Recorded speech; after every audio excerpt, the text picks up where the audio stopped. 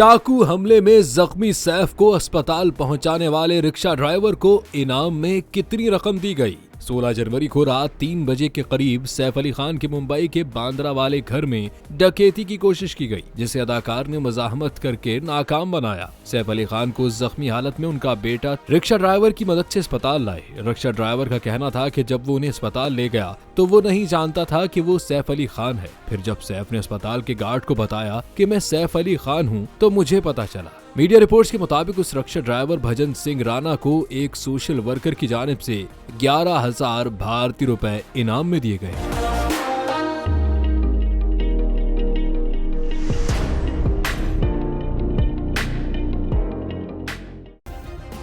Subscribe करें और bell दबाएं ताकि कोई खबर रह न जाए।